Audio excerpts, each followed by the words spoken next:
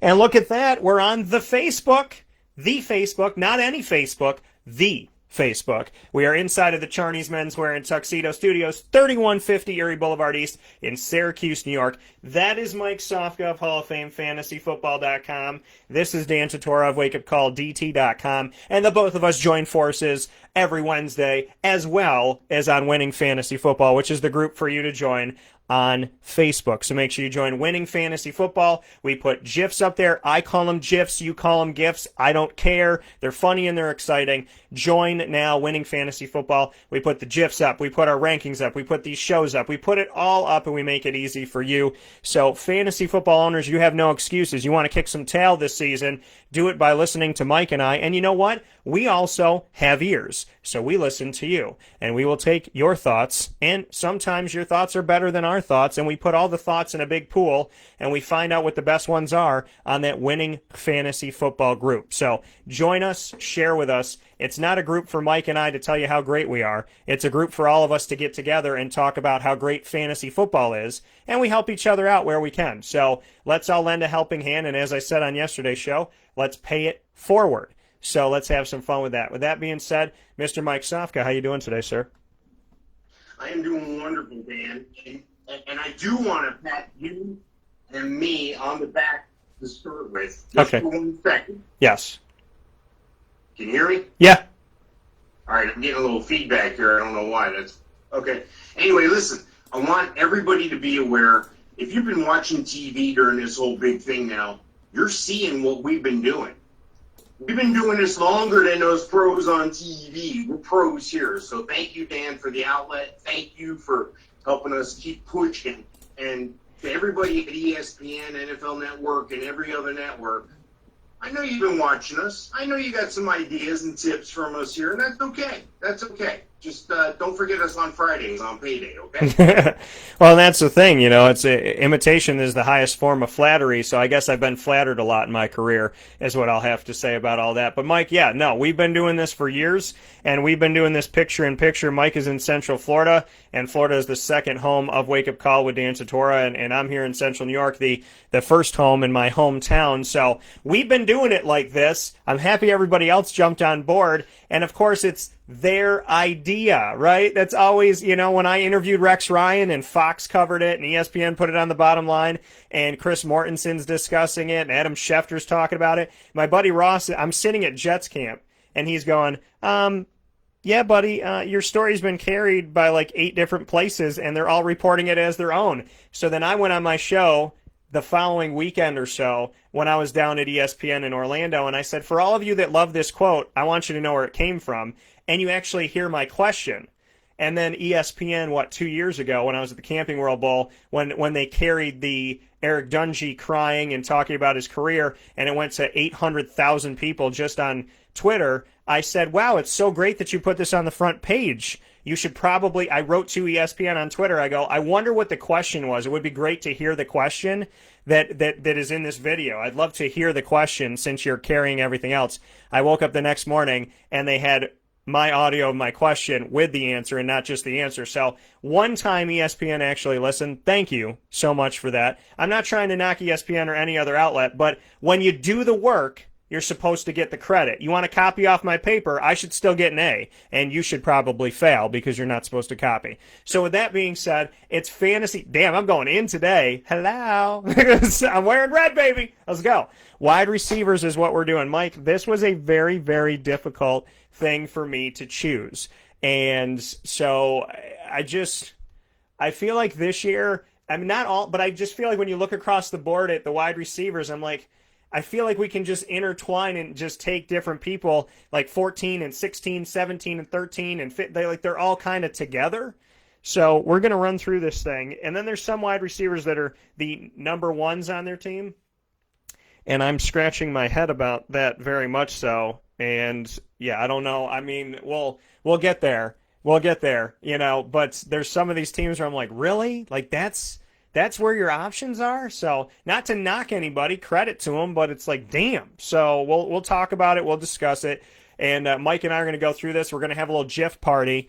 And again, if you don't like that I say GIF, complain to someone who cares, because I don't. So, I love the peanut butter. That's why I say it, maybe. But we're going to put GIFs up here in the timeline, so we'll have some fun with it. Mike and I will do it. Mike will go first. I will go second. Sometimes we agree. Sometimes we don't. When we don't agree, Facebook does this really nice thing, and they shut off Mike's microphone, so I don't have to do it. So outside of that, Mike, let's go with number one. Who do you got? Well, this is the only place I think you and I are going to possibly agree today on these wide receivers, because it's like you said, after like one, maybe two, is a big drop off. There's definitely different tiers, and that's the thing you want to hear. You're going to hear us talk about tiers frequently throughout the season, and that's how I rank players, meaning that the fourth tier, these 3 or 4 guys in this tier, they're all interchangeable. They're all the same. And that helps you during draft time. But here, Michael Thomas, he's got to be the number one wide receiver across the board anywhere. If you're in a fantasy draft and you're in that I don't know, maybe 4 to 8 spot or maybe even later, I would think you probably get by with this even later. You definitely want to look at Michael Thomas. And people go, oh, you got to get a running back first. That is so old school, so 90s. You know, I can't tell you how many championships I won going wide receiver, the first 2 pick, because it's all about the differences. And the difference for Michael Thomas is he's heads and shoulders above everyone else. He's definitely the top receiver in the league. If you have an opportunity to get him, grab him and hang on to him tightly, he's going to have a big year with Drew Brees 100% now. Yeah, you know, I never had Michael Thomas as the number one, and you could kind of consider it maybe last year, and I never thought to draft him first. You know, like when Antonio Brown was, I don't know, not invaded by alien species in his brain, but when he was different, and again, I pray and I hope the best for Antonio Brown, he used to be a really good wide receiver, is what I'm trying to say. And he used to be the number one guy. And for me, you know, for Michael Thomas, I always had him lower, you know, 4, 5, 10, 9, whatever it may be. But he keeps rising. And what I've seen when I'm looking at everything now is I'm like, well, you can't keep him off of number one. He has to be number one. You know, he's got a fantastic quarterback, and he is electrifying, and the team has a lot of weapons. And on top of all of that, it's like, well, who else do you put up there now? I mean, there's really, Odell Beckham's not going to be up there anymore. And, you know, DeAndre Hopkins, you can argue him up there, but when he was with Houston, now he's with a different quarterback. He's in a different system. He's got to get comfortable. So there's different things that have kind of put Michael Thomas here, and I think this is the year I can't argue him at number one. So I agree with you wholeheartedly. Michael Thomas is the number one wide receiver and just so happens to wear my grandfather's favorite number of 13. So let's go, Michael T. Who is your number two, Mr. Sofka? Well, this is an easy one for me again, hoping that this guy stays healthy all year, because if he doesn't, a lot of people can't name another wide receiver on this team. I'm talking about Green Bay Packers, Devonte Adams. You know, you got votes of confidence, you know, from the quarterback there, Aaron Rodgers, on Allen Lazard, but you know, you got to wonder why, out of all those receivers that were so highly sought after in this draft, there's about 15 of them that could have gone in the first 2 rounds. I don't have the actual count in front of me here, but I just, there's a lot of names that could be very talented receivers in this league. You don't take one. I got news for you. This is going to be the Devonte Adams show. This is going to be Devonte Adams over the middle. He can go long. That's where your money's going to be made. Devonte Adams, number 2 on my ranking this year so far. Yeah, you know, and when you look at this again, you know, Mike and I going through this and trying to figure out who makes the most sense here. I love Devonte Adams, and my top 3 is so difficult for me to choose because the guy that I put at number 2 is a guy that I don't always consider him a true wide receiver, but he's really, really good at points, and when you're playing in a PPR league, he can help you out in this respect, and so I'm putting Tyreke Hill here. Now, Tyreke Hill, to me, could have been, again, number 4, number 8, you know, down the road, something like that in the past. But now you can't argue this. There's just been receivers that have gone away. They've dipped low, but, you know, they've retired or, you know, they've decided to Antonio Brown themselves and just kind of float off into a spaceship with the rest of the characters from the Monstars of Space Jam. So if you do that, then I can't put you on the list. which is sad. So, Tyreke Hill, he rises to me. He barely squeaked by Devonte Adams in this, in my opinion. I love Devonte Adams. I've been a huge fan of Devonte Adams. I draft him frequently over the last few seasons. But, for this, I'm going to have to give it up to Tyreke Hill and say, listen, because he's utilized in so many different ways, Deebo Samuel, it's what you saw how the Niners utilized that and tried to beat Kansas City at their own game with it. Tyreke is just, the ball's going to be in his hands. He can run the ball. He can catch the ball. He can play slot. He can go out wide for you. Arguably the fastest guy in the NFL, or one of the top top when it comes to speed in the NFL. So I have to put him up there just because he is a weapon of different sorts, and because of his quarterback being Pat Mahomes, and now they have a running back in there, which could maybe change his carries, so to speak, a little bit, or it could make him more electrifying because you don't know who the ball is going to with Clyde Edwards-Helaire coming into the team from LSU. So I got to put Tyreke Hill here. Very, very difficult to not choose Davonte Adams because I love Davonte, and I still, Mike, somehow believe that he's underrated, even though we talk about him a lot. Who's your number 3? Yeah, absolutely. I'm going to go right where you just came from. I'm going to go to Kansas City. I'm going to go Tyreke Hill. This is a guy, he's a playmaker. He's a guy that, and you saw it. You saw it in the Super Bowl. You saw it in the AFC Championship. Down 20 points, 21 points, whatever. I got Mahomes, I got Hill, I got Kelsey. He has talent around him, which makes him that much more dangerous because when you look at Kansas City, you got Sammy Watkins, who years ago was supposed to be one of the top receivers in the year. I get it, didn't work out, but he's a role player. Marcus Robinson, Travis Kelce, you're bringing in Clyde Edwards-Helaire. This could be a great year for Tyreke Hill because he can't get double covered every play. You don't know who's going to get the ball. There's too many options around him. On his team, he's the best option, and he's the third best option on my rankings this year so far. Yeah, again, we're in very similar footing here, right one off of each other here. I think the top 3 to me, Mike, were easy to choose, and then it just became like, really, this is this is what I have to do today. So it's like, but we gave each other our own home. I created the homework. It's like I made the syllabus, and I'm like, damn it, Dan, why do I have to do this? So I was doing this anyway. Yeah, well, that's the thing. I know we have to do it. We're just doing it well in advance to get people ready for the season. I'm going to thank us in August and July when we're drafting. I'm going to be thanking this show and all the shows that we do here when I'm like, holy crap, I don't have it, I got to find it, and I don't agree with this cheat sheet, and I would do this, and I would change it. No, we are the cheat sheet. That's the beauty of it. I told Mike, you just, instead of outsourcing and sending things away, you become the cheat sheet. I don't want to come on this show and talk about, well, this is where everybody else that we don't know and, has these people. I want to be able to do that so that when I wake up in the morning, I can look at the sheet and you know what? I have my thoughts, which I'm taking with me in the craziness of life because I'm doing so many things. I got my thoughts printed out and ready to go 2 months in advance. And if I don't agree with myself in that moment, I have Mike's thoughts that are right next to me. So when in doubt, I can look at both and say, okay, Mike and I, we both do our homework. We both are educated in this. We both have a feel for this. And so if I don't think that I'm going to, if I don't agree with my number 3, but maybe I agree with Mike's, it's there. But it's better than having, all these other stuff. I don't want to ever be a website where we're just taking and copying and going, if you need a cheat sheet, go download it from here. Download it from us. That's what we want you to do, okay? You want to be the best in the business, you have to create it. You create the picture-in-picture. You make the fantasy football group. You make these videos easy for everybody. You put them on the website. They're timeless. You do them in advance so that you guys have these for months. And you make fantasy football year-round, which Mike and I do. And you make the cheat sheets available to you right there. So I don't have to hand you a cheat sheet and go, I don't agree with number 1 through 15. I'm handing you a sheet going, this is my sheet. This is what I agree with. And if you don't agree with me, you can agree with Mike. And if you don't agree with either one of us, you can leave. That's just how it is. But I'm kidding. I'm not, but I am. You just will charge you more to join the league. That's all. So with that being said, we agree on the top 3. Davonte Adams is in here for me. Like I said, it was really hard for me to not put him at number 2, but Tyreke Hill, I'm just putting speed and the fact that he is more than just a traditional wide receiver.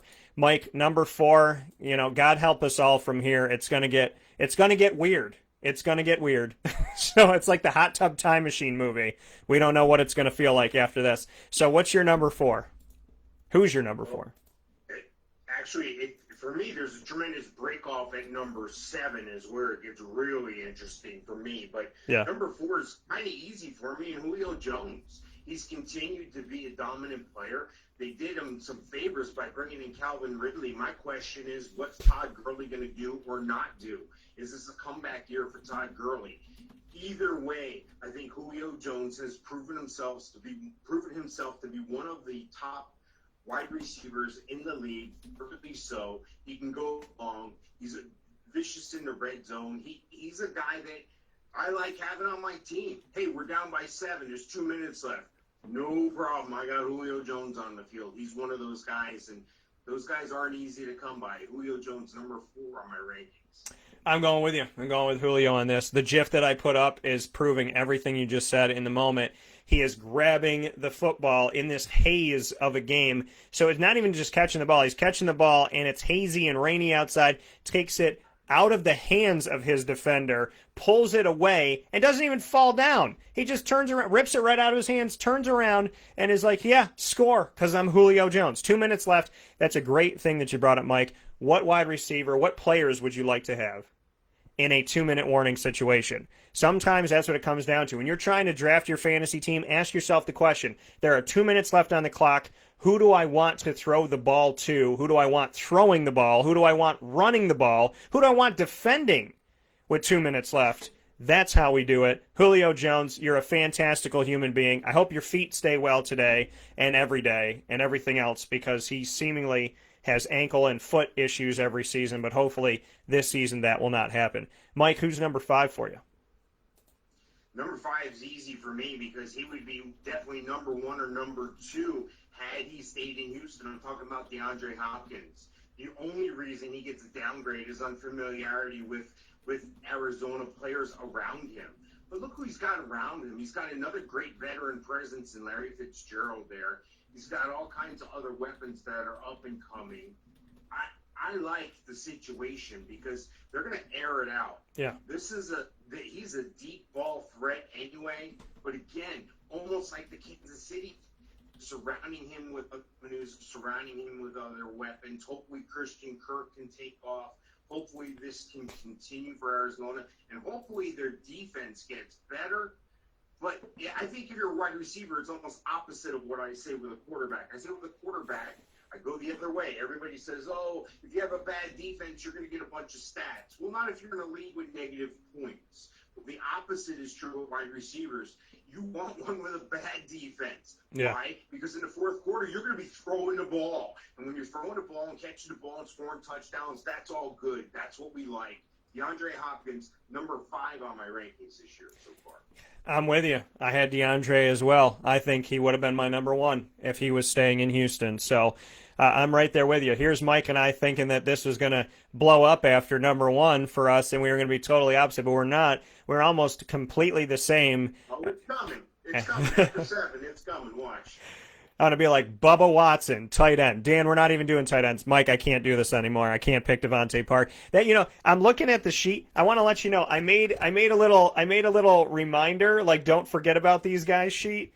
Where in the Sam hell am I going to put Devonte Parker, freaking Julian Edelman now that he has Jared Stidham, Darius Slayton, who's the number 1 guy with the Giants, Henry Ruggs, not even spent a second in the NFL, and get this, he might actually play more games for the Raiders than Antonio Brown did. So there's a lot of crazy things that are happening, but I made myself this note sheet of like, Dan, just, throw it up in the air and cross them off as you go, because Jesus only knows. Will Fuller is the number 1 guy in Houston now, but he never stays healthy. God willing, he will, but coming out of Notre Dame, if he had stayed healthy, what that tandem could have been like from season to season. But yeah, DeAndre Hopkins is number 5. This was an easy pick for me. Would have been number 1. He's with the Cardinals, like Mike. It's just a new team, new system, new quarterback, trying to figure it out. But Kyler Murray, damn it if you can't be electrifying right now. He might make the game look like college, which I'm really, really, really excited about. And DeAndre, I love you. You make me want to buy a Cardinals jersey. Fitz does too. So Christian Kirk, don't forget he's there. I would take the 3 Arizona wide receivers right now above some teams' everybody. That's why y'all made it hard. So you see that there's the logos for all the NFL teams. Some of y'all need to remember that you're in the NFL because what you're putting on paper is not making Papa happy right now, okay? I don't know where to put you. And Devonte Parker, Jesus and Mary, like, what are you going to be this year? You have your 9th different quarterback at this point. Who will you be? Does Tua have to throw to himself? Because I'm cool with that too.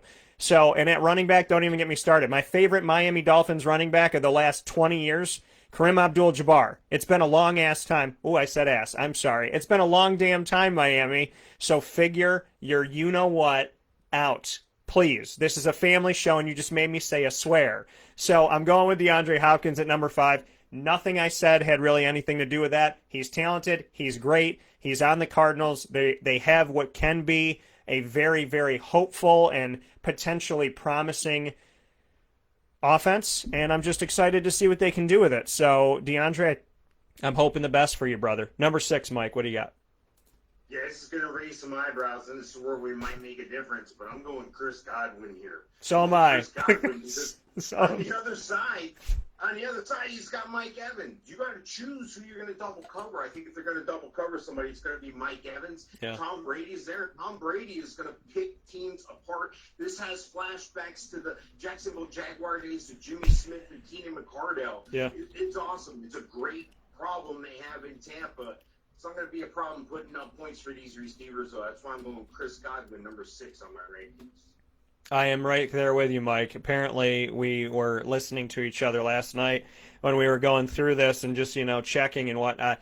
I was like, do I go Mike Evans or Chris Godwin? Which one do I choose? But Chris Godwin, I think there's more upside. He's younger, and I think that he's done better in recent history, fantasy-wise. I feel like he's more of the guy to lean on. I have a gut feeling he's going to be Brady's guy. So I'm going with it, and I'm going with Godwin at number 6. Tom Brady is there now. So understand this, folks. Mike Evans and Chris Godwin were both good, and Jameis Winston was throwing to them. He was throwing more to the other team than to his own players. Imagine a quarterback who doesn't throw a lot of interceptions to other jerseys and just throws touchdowns. That's Tom Brady. So if these guys are getting you 14 a season, 12 a season, 11 a season, maybe they can get you 20 now. Maybe they can get you 18 touchdowns. It's Tom Brady. It's the Bucs. It's nice weather. All I need to know is if the Bucs actually have that cannon prepared to shoot off more than one time a game, because they're only used to shooting off. At this point, they're like, it's just for touchdown. Oh, we're going to do it for field goals because we're not scoring. Okay, we're going to blow it off 4 times because all we did was kick field goals. Is that what we're going to do, Bob? Yeah, okay, run it. Let's run it. So the Bucs, just get ready because that thing's going to be going off to the tune of maybe 40 points in a game, and Godwin and Mike Evans are going to make it happen. But I'm going with Chris Godwin because I like his upside a little bit more than Mike's. Who do you have for number 7? I'm going across the field. I'm going with Mike Evans. I mean, these guys are almost to the point where they're interchangeable. And again, I gave Godwin the difference. And I think you pointed out something interesting, that Godwin's going to be Brady's guy. Of course he is. He gave him number 12. Tom Brady came walking in and he said, "Oh, here, take the shirt off my back." I think it was a tremendous. I think there is going to be a tremendous partnership there. But Mike Evans, how can you say not a lot about Mike Evans? This guy can go up and get the ball. He's a threat in the red zone. He's the deep ball guy. He can be a possession guy. He's the guy you want in that 2-minute drill. I like Mike Evans at number 7. I'm with you, Mike. Godwin just squeaked by him. I'm sitting here going, I got my top 5, and then when I got to 6, I go, okay, well, we got to go Brady's team.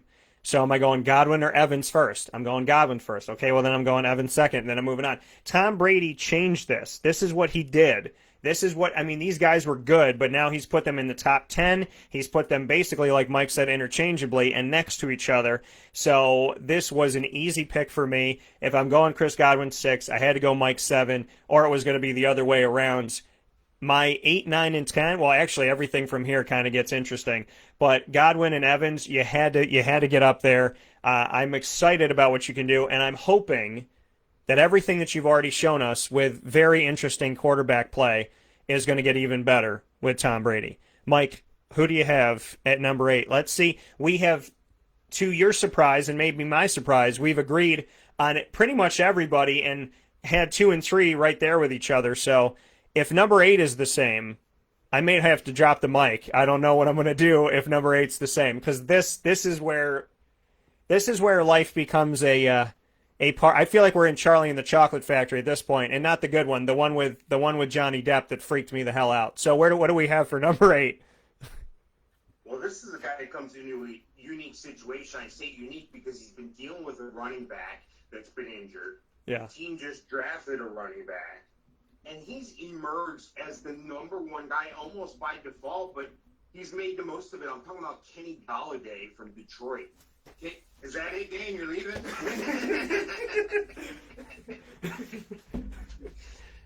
Yeah. Look, Kenny Galladay is going to have a great year. He's worthy of being your number one on your team. Should you go running back by position, or what have you? Look, you're not going to be afraid to have Kenny Galladay as your number one guy.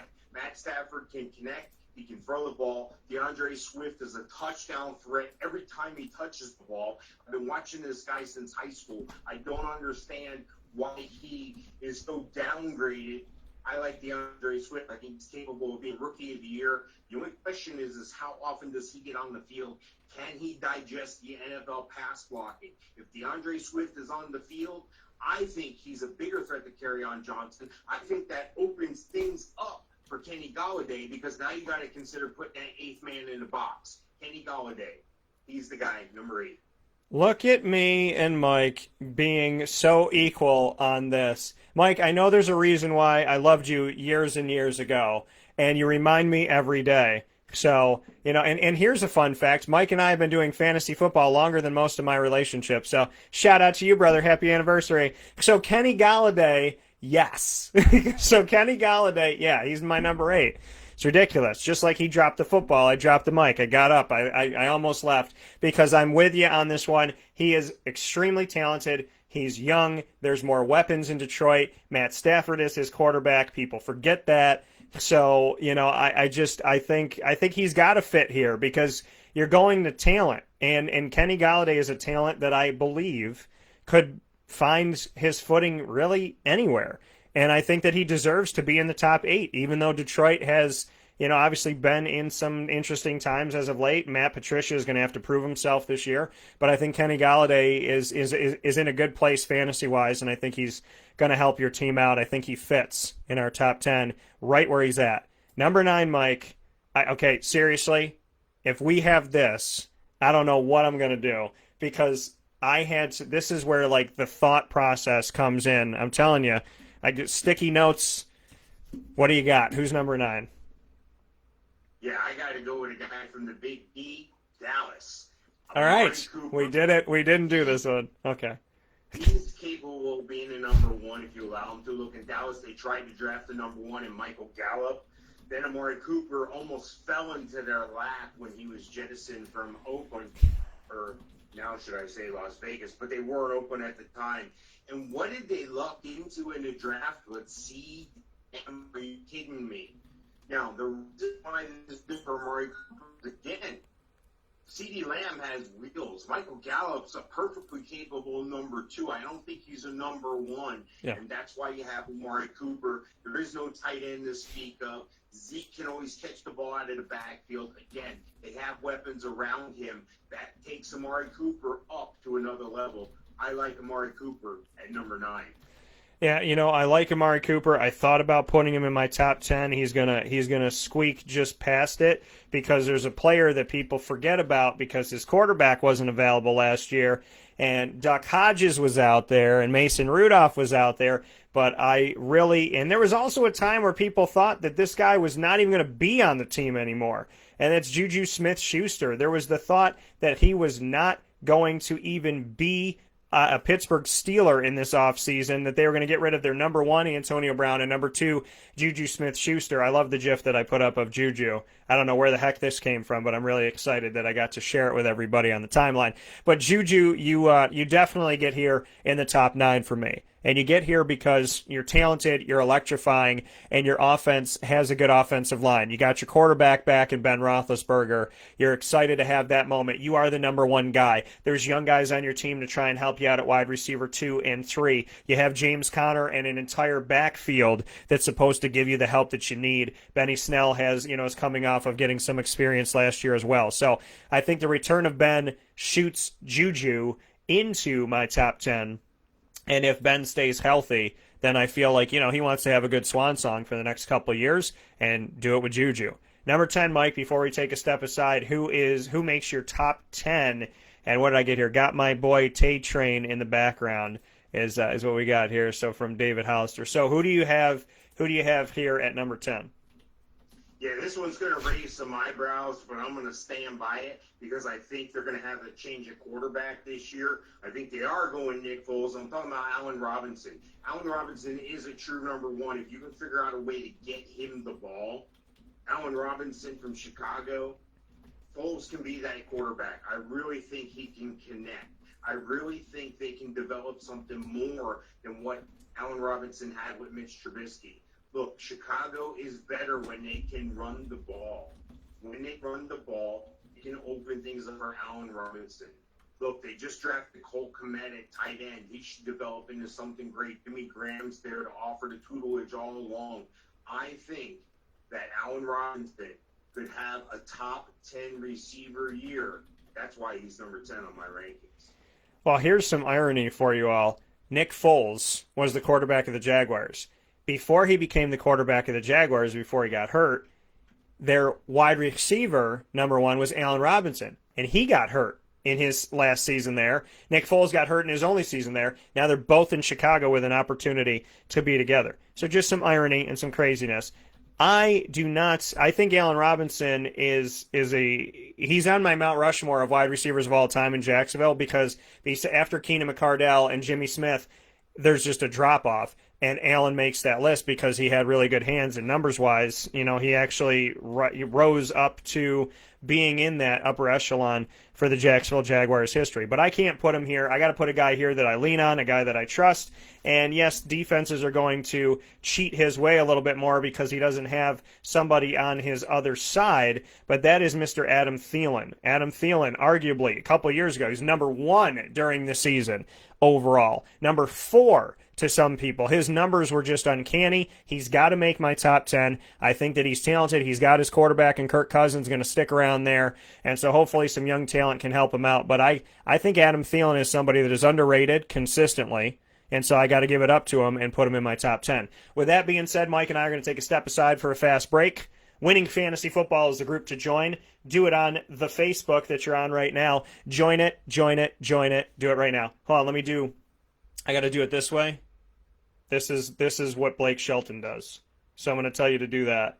So join Winning Fantasy Football right now. Make it happen here on Facebook. It is our group. This is brought to you by the Wildcat Sports Pub, 3680 Milton Avenue, Camillus, New York. If you're doing fantasy anywhere else in Central New York, you're not doing it right. So make sure that you get over to the Wildcat, show them some love, and get your fantasy party set up today. We will be back momentarily, Mike Sofka and I, to give you our 11 through 20. The next 10 are coming up right after this on Wake Up Call with Dan Tortora. It's Fantasy Wide Receiver Ranking Day, and Mike and I have agreed more than we haven't. Is that good? I think so. Is it bad? Probably not. Will you have questions? Sure. You know where you can ask them? In the Winning Fantasy Football group. You didn't know I was going to go there, Mike. I swung it all the way back around. We'll be back momentarily at number 11 right after this. Carvel DeWitt, it's what happy tastes like. Do you know why? Because we make ice cream. Creamy, rich, flavorful ice cream. Not yogurt or iced milk like some of our competitors. Ice cream. Fresh, by hand, daily. For the calorie conscious, we have something new for you. Our new Carvelite. Same great flavor, creaminess, and texture of our regular ice cream with only 35 calories an ounce. So whether you want an ice cream cake, flying saucer, dasher, carvelange, hard or soft ice cream, we will satisfy your craving with our fresh, handmade regular or new Carvelite ice cream. Carvel DeWitt. It's what happy tastes like. Charney's Men's Clothing is your one-stop shop for your men's dress up and dress down wear. Located on 3150 Erie Boulevard East in Syracuse, Charney's Men's Clothing is proud to be your trusted name for decades in suits, sport coats, tuxedos, and all accessories. Charney's Men's Clothing also provides sports and leisure-themed casual wear for the everyday man. Stop in and see our welcome and friendly staff on 3150 Erie Boulevard East in Syracuse.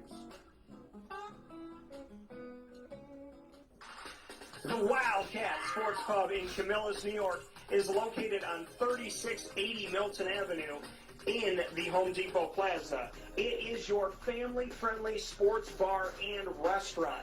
Folks, some sports bars aren't family-friendly. Some family-friendly restaurants are not sports bars. The Wildcat Sports Pub in Camillus, New York is proud to be both. It is that marriage that you've been looking for years. The Wildcat Sports Pub is your home base for your sports bar and restaurant needs, games for the kids, indoor and outdoor activities, and enough things on the menu to come back every single week and get to try something new.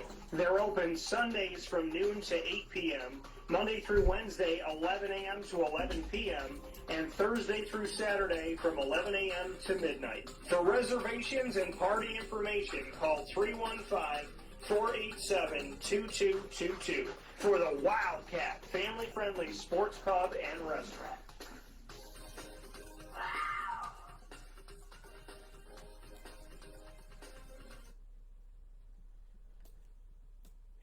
Welcome back here to Wake Up Call with Dan Tortora on wakeupcalldt.com, your one-stop sports shop, and on mixlr.com/wakeupcall. DT, proud to be here with you every Monday through Friday from 9 a.m. to 11 a.m. Eastern Time, and here every Wednesday within that from 10 a.m. until we finish, usually 10 a.m. to 11 a.m. Eastern Time, and sometimes we go to 11:30, sometimes we go to noon as we talk about our fantasy football world here with Mike Sofka, and we do our fantasy football broadcast every Wednesday from 10 a.m. to 11 a.m. Eastern Time, in and out of season, because fantasy football season is never out of season when it comes to Mike and I. He is from Hall of Fame FantasyFootball.com. I am from WakeUpCallDT.com, as you know. We're inside of the Charney's Menswear and Tuxedo Studios, and we bond together every Wednesday and 24/7 on our fantasy football group, which is called Winning Fantasy Football, and it's on Facebook. So you go to Facebook, where you are right now, and you type in Winning Fantasy Football, and you click Join, and then we let you in, and then we have a good time. It is a table for everybody. Like I say, everybody gets to eat at our table. Your opinion matters. Justify your opinion, and be respectful to the group. Outside of that, you're welcome to eat at our table, and we appreciate you. So, we're here inside of our fantasy wide receiver rankings for 2020-2021. It's proudly brought to you by the Wildcat Sports Pub, 3680 Milton Avenue in Camillus, New York. Mike and I have gone through our top 10, virtually agreeing on almost every single name that we put out there until we got to the end. So now, Mike, I throw it your way. Who is number 11? Let's start off our next 10. Who you got? Well, this is a guy who a couple of years ago popped out the adjusted explosive index. Yeah. Now, what am I talking about, adjusted explosive index? That's that ranking I do before guys are even put on a team based on their combine results. You can get a free copy, shameless plug here for that. Just email me, Mike at HallOfFameFantasySports.com. You get a copy of that, and you'll be able to project guys like DJ Moore. Why do I have DJ Moore in a lot of dynasty leagues? Because I knew ahead of time. This is what you want to do. You want to look at these rookie guys coming in, see who's going to make an impact. You're probably in redraft. That's fine. He made an impact right away, and I knew all about it. DJ Moore is number 11. He's got a new quarterback coming in. I know, Teddy Bridgewater. He's got a guy that you never know is going to get the ball or not. Look, I think it was October 6, 2019. I'm doing this by memory. Yeah. Christian McCaffrey puts up over 200 and some odd yards, like 220, 230 total yards, 176 rushing against Jacksonville in a home game.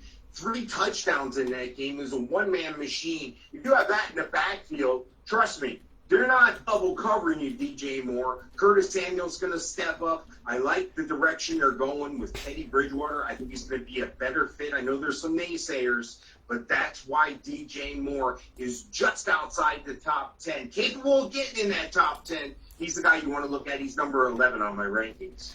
Yeah, I got DJ Moore coming up here, but not just yet. I'm going to go back to one that Mike had, and that is one that he had just a few picks ago, and that is Amari Cooper. I got to put Amari Cooper here. He just went outside of my top 10 because here's the big question mark. He just got that money. 5 years, $100 million, $20 million a year. That means one of two things. Either he's going to be the receiver that finally got paid, so he slows down a little bit and is like, yep, I don't have to put my body on the line too much.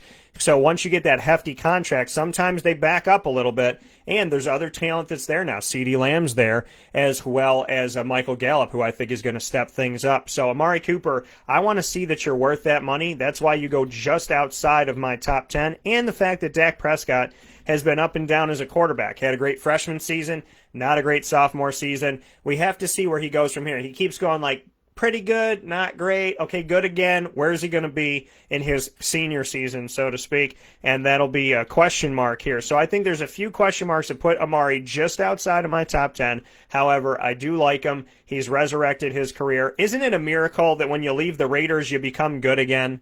And I tell people this all the time, and I said it when Maurice Jones-Drew decided to go to the Raiders because it wasn't working in Jacksonville. I said that's where running backs go to die.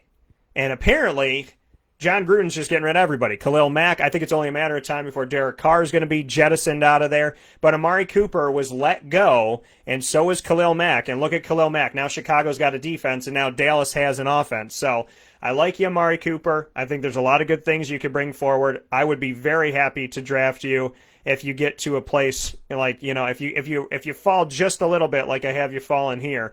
But I like Amari Cooper. I think there's a lot of good to be had by him. So I got to put him in, but I couldn't put him in my top 10. He's just outside of it, and I'm excited to see what he can do. Please be the receiver that works hard for the money that you already got. Don't just get it and go home with it. Please work hard, Amari. Don't be one of those people in history. Number 12, Mike, who do you have? Yeah, this guy should have been in the top 10, but there's been a little bit of change in their team. His partner across the field, his Keenan McCardell, the him being Jimmy Smith, his Chris Godwin, the him being Mike Evans. I'm talking about Adam Thielen. Adam Thielen in Minnesota, of course, they let Stefan Diggs go. He goes to Buffalo, but that's okay because they drafted the best receiver in the draft in Justin Jefferson out of LSU. I think he's got a solid quarterback in Kirk Cousins who's able to get him the ball. I think the real challenge, though, is what kind of running back year is Dalvin Cook going to have? He's in a contract year, but he's always had problems staying healthy. Is he magically all of a sudden this year in a contract year going to stay healthy? I think that's key for his continued success, for him getting a big contract and to open things up for an Adam Thielen. He's the number one threat. He's a deep ball guy. He's a possession guy. He's a hustler. A couple years ago, nobody knew who this guy was. I had some clients of mine going, Mike, who is this guy? I've never heard of this guy. I said, trust me, just watch. And sure enough, boom, he's a top 10 receiver. This is a guy who can have an impact on your team, provided the other tools and weapons they have on them are functional, are on the field. Your best ability is availability. And Adam Thielen's usually available. He's going to be available to you, and he can be your number one, but right now he's just outside that for me. We're in a 12-team league. He's the last one at the turn. Adam Thielen, number 12 on my rankings. Yeah, you know, and here's the crazy thing. I'm trying to put up a video of this guy, and it's very difficult for me to find one because they're all of his time with the Giants because he fell off the map when he went to another team. He thinks he's hot, you know what.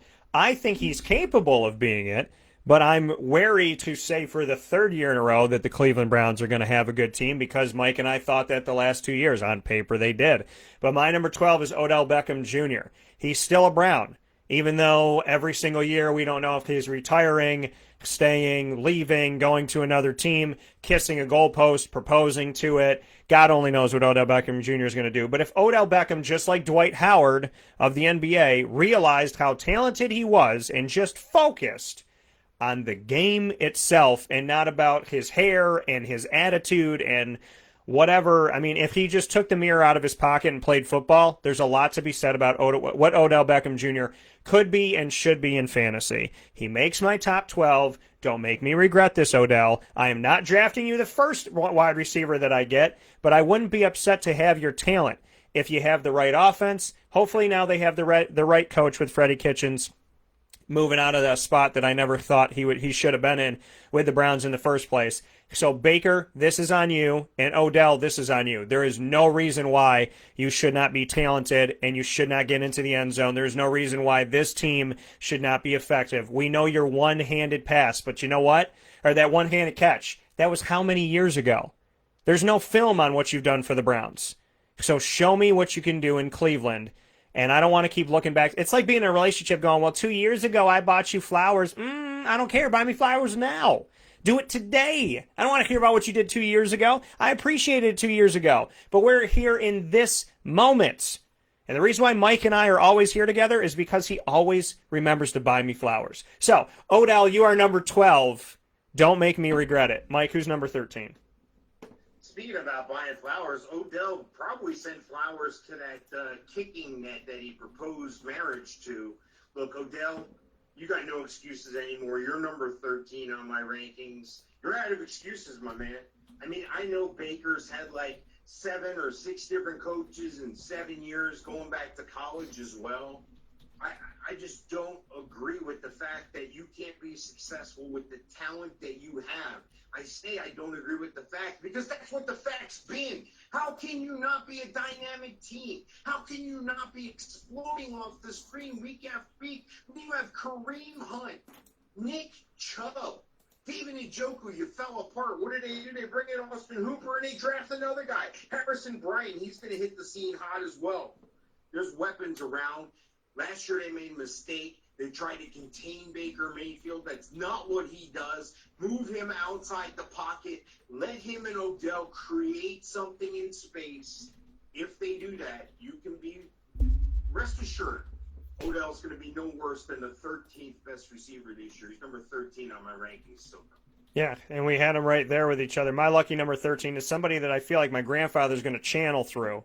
And my grandfather was a big old, I honestly think Pop Covino, you're going to be with this one because we're close. And this man is somebody that I got to interview and that I got to be around. And we talk about hands. This man's got the hands. And now hopefully he has the quarterback that can help him and this offense perform in a great way. I am not a fan. My number one team, I shouldn't say I'm not a fan. My number one team that I have the jersey and the shirts and all that stuff. My team that I support, it's not the Broncos. But damn it if I'm not kind of a little bit of a closet Broncos fan with Cortland Sutton and Jerry Jeudy this year. Cortland, I'm giving it up to you because if Hans McGee can't get it done, who's a pick before you and Odell Beckham Jr., I trust that you will. And the difference between you and him, besides not proposing to a goalpost, which most of us have in common, is also the fact that you just play football and you appreciate the game. And it's not about being flashy. It's about getting the job done. So Cortland Sutton, you make it at number 13 for me. It's my grandpa's lucky number, so treat it right and treat it well. I love Cortland Sutton. And if he drops in the draft and he's the 13th best guy out there for you, well, guess what, folks? That means you're picking him up in maybe round number 2, 3, something like that. So if you fall into a Cortland Sutton, be proud of yourself and be happy because as Mike and I said, these are the rankings of wide receivers. This is not the ranking of who you draft all the way through. So there's going to be running backs taken. Somebody's going to take a quarterback or maybe a couple quarterbacks, maybe a tight end. So Cortland Sutton could fall into your second or third round, and that is a fantastic place to pick up such a dynamic player who I believe could be, maybe potentially, hopefully, at the top of fantasy this year because I know he's capable of it. Now it's about Drew Lock getting the job done and Cortland Sutton doing what he has to do. But brother, I got you where you're supposed to be. I'm proud of you. Let's get the work done now. And everybody just scratch from the record what I said because I want to draft him. So I told you nice things. Now forget about it on draft day. Who's number 14, Mike? Number 14 on my rankings is a guy that's probably not going to make your team. And the reason why I say he's not going to make your team is he's probably going to be overdrafted. When I say overdrafted, I mean he's a player taken above. His value is perceived to be higher than it is. And the way I come up with my rankings is math. It's all math. Everything we do is math. If you're good at math, fantasy football is going to be good for you because it's just numbers. It's statistics. It's the ability to figure out what's going to happen based on that math. I'm talking about Juju Smith-Schuster. I like Juju Smith-Schuster. If I could have Juju Smith-Schuster on my team, that would be wonderful. But let me tell you the reasons why he's number 14 and not in the top 10. He's got nobody around him. Is James Conner going to stay healthy? Is another running back like Jalen Samuels going to step up, or Benny Snell, or Anthony McFarland Jr., who they recently picked up? What did they do? I had a guy that did very well on the adjusted explosive index, and Chase Claypool. I'm not going to tell you where he ranked. You have to email me for that. But let me tell you something. If Chase Claypool can do what I think he can do, and if James Conner can stay healthy, and if they can continue to move the ball through those guys as well, Juju Smith will be ranked higher than 14 by the end of the year. But again, he's probably not going to be on your team because he's probably going to be overdrafted. Don't be afraid. It's like poker. Sit there with your poker face. Let them take Juju. I like Juju Smith a lot, but I think he's number one. Where are we at? 14? Yeah, that's where he is. 14 on my rankings. Yeah, for me, number 14, because I already had Juju a little bit higher here. I'm going with a guy who, and I love the GIF of this one that I got to put up, and that is him just taking that baseball bat, the invisible one, and just knocking it out of the park, because apparently he knew how to get to baseball faster than the commissioner did. But hopefully we'll have baseball back at some point soon. Is it going to be played in Orlando? Because everything else is. So A.J. Brown, very excited. He is my number 14. A.J. has Ryan Tannehill. The number 14 and number 15 on my list are very, very close because they both have a quarterback situation that I like the upside, I like the talent, but I'm not completely sold on either quarterback. So, number 14 is A.J. Brown with Ryan Tannehill, and he squeaks by my number 15 because that quarterback that's connected to that receiver is just coming in to the team. Tannehill spent a season with Tennessee. A.J. is on a long list of young wide receivers in Tennessee. They continue to draft them, and a lot of them don't work out. But in this case, I'm hoping that A.J. will. I think Tennessee is talented. I think they have the right quarterback for the first time and potentially maybe a long time. Derrick Henry's going to help you out as well. Juju Smith will hopefully step it up, and their defense has a lot of talent. Tennessee is a dynamic team. The worst I think they can be from season to season is 7-9 or 8-8, which isn't too shabby in the AFC South. I like you, A.J. I'm putting you here because the guy that comes right after you has a quarterback that just got into town. Who do you have, Mike, at number 15? Yeah, this is a challenge for me because I think this guy is the same guy you just took. Now, let me explain why I don't have him ranked higher, because he has the talent, he has the skills to be a top 10 receiver in this team. The problem is the people around him. No, I'm not talking about Derrick Henry. I'm not talking about Darrington Evans, who they just drafted. I'm talking about Adam Humphries. Couldn't get on the field through injury. He was supposed to be that slot guy. Hasn't done it. Corby Davis, you were supposed to be the number one a couple years ago. You've been a tremendous disappointment. Juju Smith, are you going to do something, my man?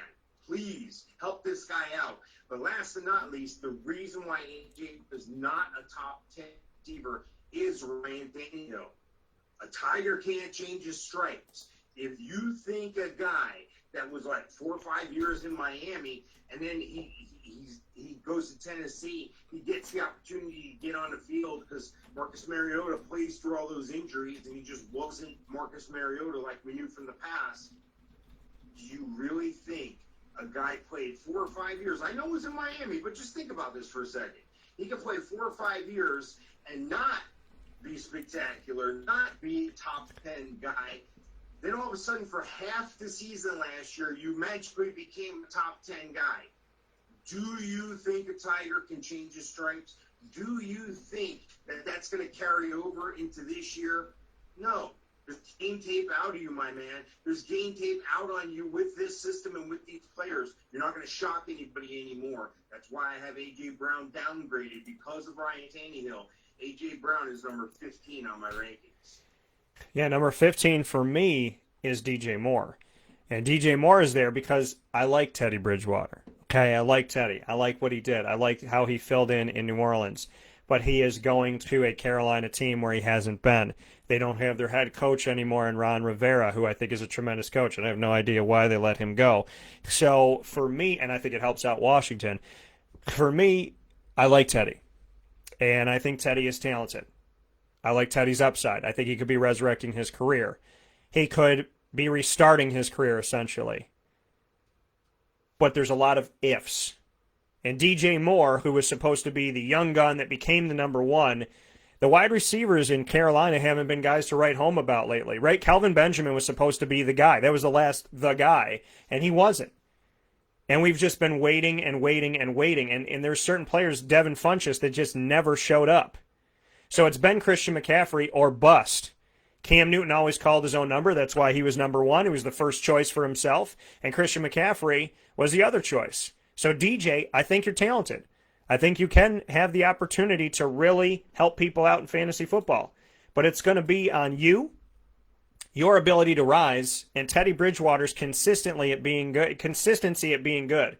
Can he get the ball out? Can he prevent himself from being sacked? Is the O-line going to protect him? And will he fit into this team? Because Teddy didn't fit in certain places, but he fit in New Orleans. Does he fit in Carolina? That's a big question mark. That's why he is where he is. But I'm hopeful that DJ Moore will have himself a good season. He's just got to fall to my number 15 because of all my ifs. Mike, who do you have at 16? Yeah, this is an easy one for me. I'm going to go with Cooper Kupp. The reason I'm going to go with Cooper Kupp is this is a guy who exploded on the scene, plays well after the slot. Now he's being looked at as the number one. I'm not sure that he's capable of handling that role. But we're going to see. Maybe he's going to prove me wrong. I've been conservative in his ranking here in my mind. So I think that having Robert Woods help things a little bit. Josh Reynolds, he's a guy who I think is going to end up in the slot. Watch out for Van Jefferson out of Florida, one of the best route runners taken out of the draft. Watch for his development if he can get on the field. The thing I think is going to make the biggest impact for Cooper Kupp is the rejuvenation in the backfield. Cam Akers coming in out of Florida State should be one of the top running backs this year. That should open some things up for Cooper Kupp as Cam Akers becomes that threat and people start opening their eyes. Jared Goff should have a solid year. I don't think he's a top 10 guy, but I think he's effective enough to put Cooper Kupp right there where we're talking about at number, what are we on, 16, right? Yeah, number 16. So for me, Cooper Kupp is close, but I'm going to rise somebody up this list that neither Mike nor I have spoken about at this point. He's on a new team, but I like his quarterback. I like the youth. I like what he's been able to do. I like the fact that he can run. Mind you, he had the most rushing touchdowns as a quarterback last season above Lamar Jackson. He had 9 to Lamar's 7. And I'm talking about Josh Allen. Josh Allen, not Josh Rosen and not Josh Groban. Josh Allen out in Buffalo. Stefan Diggs, we know you're capable. And I think Buffalo's made a lot of good decisions on defense and offense. And I think that the youth that they have at running back, at wide receiver, and obviously at quarterback, I think is going to help them move forward. I think Buffalo is putting themselves in a good position. Remember, the AFC is now wide open in the East for the first time in forever. I know some people think that Tom Brady is going to somehow show up there. I do too. I'm a little bit scared. Or the ghost of Tom Brady. Or the AI of Tom Brady, like Tony Stark, will come back in a Marvel movie. So the way that I look at this right now is if that doesn't happen, which I think there's a good chance it will, but if it doesn't, Stefan Diggs, you land at my number 16 because you are talented, you are effective, and you are the first true number one that Buffalo has had in a very, very, very long time. I think that the youth of this team, the final change, that we're actually seeing a changing of the guard in Buffalo. That being in a position where the division is open, being in a position where you have youth, being in the position where there's change at all different positions on the offensive team, at quarterback, at running back, and at wide receiver, puts you in a perfect position to go and lead these young guns and show them what it's like to get to the doorstep of the Super Bowl. Stefan, you're talented, and I think you're in a good position. And I like your quarterback situation more than some of the other ones that are coming behind you, and a few that came before you that just squeaked by. So Stefan Diggs, you make my number 16 on my list, and I would be happy to draft you this year. So Bills fans in upstate New York, don't give me any crap. I said nice things. Salute to you too. Who's number 17 for you, Mike? Yeah, I like Calvin Ridley here. Now, there's some new additions to the Atlanta Falcons, but, whenever you're in sync with your quarterback, and that's so key. Timing is a receiver. You have to have that relationship. You have to have those unwritten rules. You have to have that thing where I can look at you and we both know we're doing this instead. Look, this is a thing that's not easy, but he makes it look easy to get to the red zone. If you're when he's in the red zone, to get into the end zone, I should say. If you're in a touchdown-only league, Calvin Ridley's definitely a receiver you want. He's a touchdown machine. They're going to double Julio Jones still on the other side. Look, if Todd Gurley can do anything more this year than what he did last year, they're going to be an improvement. Falcons struggled at running back last year when Devonta Freeman was hurt. They let him walk. Bring in Todd Gurley. I hope Todd Gurley is healthy. I hope this is a rejuvenation for him in his career. And if that does happen, that makes it all the better for Calvin Ridley. Right now I got Calvin Ridley at 17.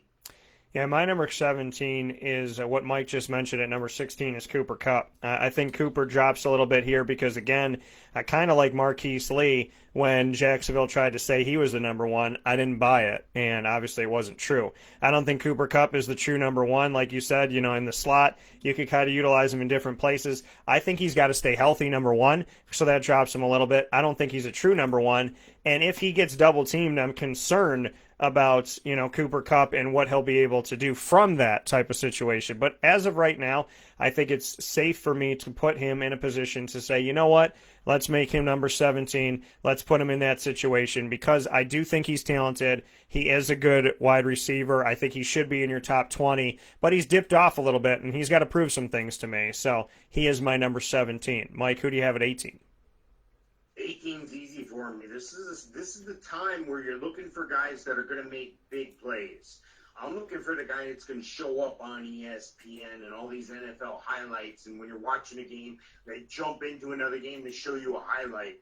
Those highlights frequently for the Rams are Robert Woods. Robert Woods is capable of making a highlight reel himself just on what he does on that team. But now that you mix in Van Jefferson, Cooper Kupp, now that you mix in the new running back situation of Cam Akers, I think this is going to open people's eyes to who Robert Woods is. He doesn't have one of those standout names either. It's like a John Smith type name. He doesn't resonate. He's not a household name. This is a guy who I have valued right now at number 18. But chances are in your draft, you can afford to hold. We talked about it being poker before. This is a guy you're going to get better value on later on because a lot of people don't value Robert Woods the same way I do. So this is one of those guys that you may try to draft him maybe in the 4th or 5th round. Maybe you wait another round. A lot of people aren't familiar if they're not a household name. A lot of people are buying magazines. Yes, they still buy magazines or looking at services online that put their data out in July, and that's what they have and that's what they stand by. No, we put things out frequently. We update things frequently. And frequently, I'm going to tell you, Robert Woods is undervalued this year. Robert Woods is a guy you can count on. Robert Woods, number 18 on my rankings. Yeah, Robert Woods, former Buffalo guy, and, I think Robert Woods has the talent to do some special things. I think it all, rests on Jared Goff, and I'm not completely sold on Jared Goff, which affects where I put Robert Woods. It affects where I put Cooper Kupp, as I was just talking about. So I think that both of these guys, during the season can rise based on how things are going. I think that they could definitely lift themselves up a little bit. But my number 18 is going to go to a guy who I think really needs to have his own swan song in a positive way. He's got a quarterback now that I think is going to be better. The quarterback's coming from LA, but from a different team coming from the Chargers, and that is Phillip Rivers going over to the Colts for a man called T.Y. Hilton, who used to be in your top 4 at wide receiver. T.Y. Hilton, to me, he plays half the season indoors, And I think that he still has something left in the tank. We haven't seen a lot of it the last couple of seasons because he hasn't had the consistency at quarterback. And that doesn't mean that a guy like Jacoby Brissett isn't a good quarterback, because I like Jacoby, another guy that I covered in college. And so I think that T.Y. Hilton right now is somebody that I have to put squeaking into my top 20 because he has the talent to be a top 4 guy, a top 3 guy, but it just hasn't shaken out. You need an offense that has a lot of different components, and you need to have a quarterback that can take command. Phillip Rivers has a 1-year lease to show that he can do that. And on top of what Phillip Rivers does with Indy, he also has multiple tight ends that are going to be there for you now. And you got a backfield that has Jonathan Taylor and Marlon Mack that can help you out. So I think T.Y. makes number 18 for me. And easily you can put him in the world of the Cooper Kupps and the Robert Woods, but I give him a little bit of an edge over some of these guys because I think Phillip Rivers has proven to me more than Jared Goff has, for sure. I don't think it, I know it. Who's number 19 for you, Mike? All right, depending on the league you're in, you could have people that just don't know who some people are. And what I'm talking about is I'm talking about the surrounding cast around Keenan Allen. That's going to downgrade him. I think he's got the ability to be a number 1. He's got a new quarterback situation that's going to hinder him. Is it going to be Justin Herbert? Is it going to be Tyrod Taylor? All indications right now it's going to be Tyrod Taylor. But let me ask you something.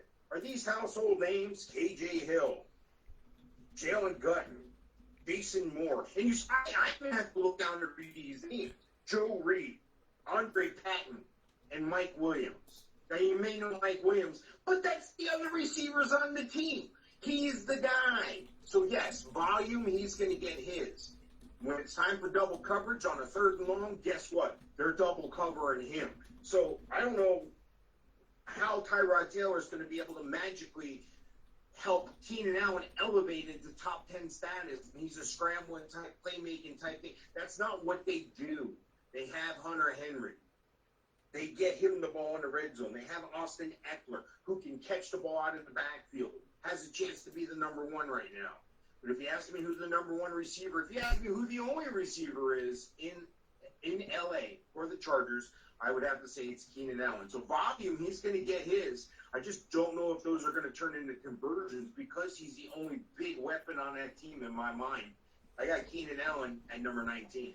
Yeah, and I wasn't sold on Keenan Allen, and over the years, he's shown me he could stay healthy, but he had Phillip Rivers, and that is why T.Y. Hilton is above him on my list, because he got to be in a position where obviously Phillip is going to be elsewhere, and now he has Tyrod Taylor and Justin Herbert. So Keenan Allen is coming up very closely for me, as Mike and I were almost snake eyes on this one.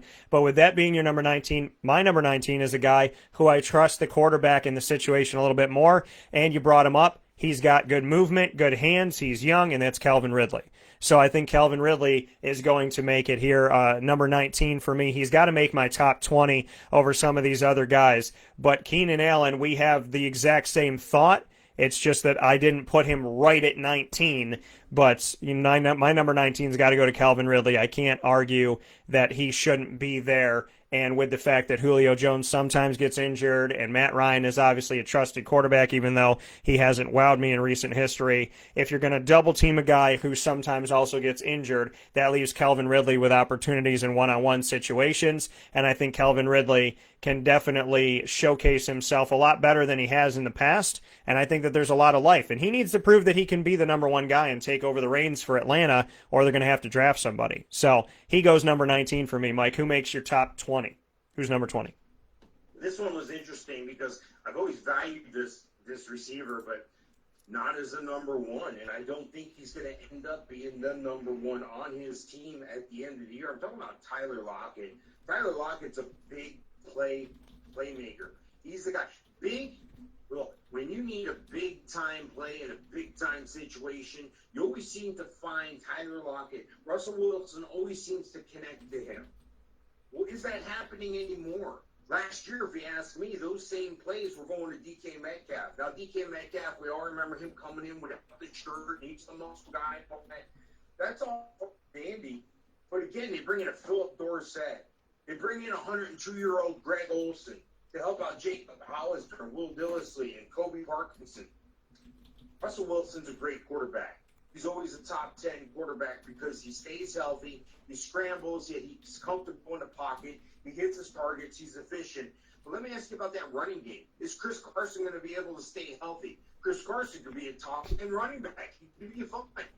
The problem is he going to stay healthy? Is Rashad Penny going to get a chance? Travis Homer, DJ Dallas. They seem to like Miami running backs in the years recent, bringing in Travis Homer and DJ Dallas.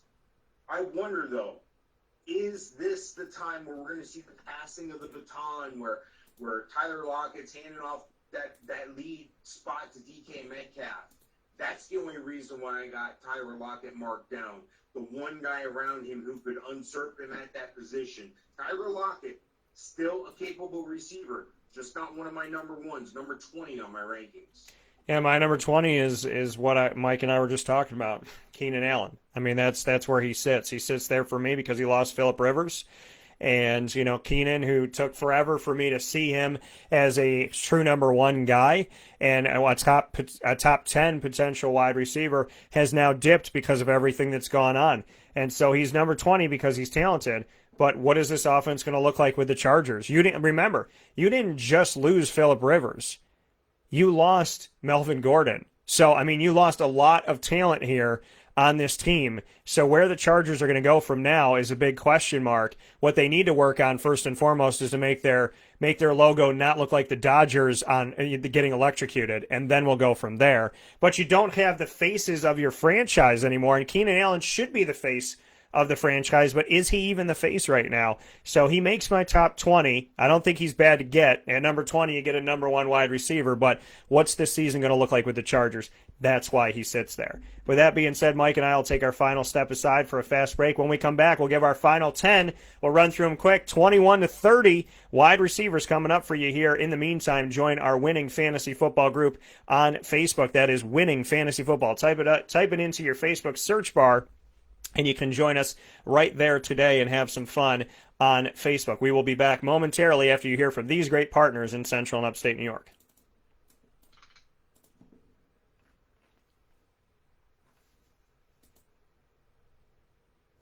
I'm George Townsend of Honda City with some good advice when buying a new car. The true cost of owning a new car is determined by the appraised value when you trade it. No vehicle appraises higher than a Honda. Next, look for low APRs and deep discounts. You also want low maintenance costs and great fuel economy. That's why my advice to you is to buy a new Honda. Looking pre-owned, visit our Honda Certified Used Car Center. Honda City, 7140 Henry Clay Boulevard, Liverpool, or HondaCity-CNY.com.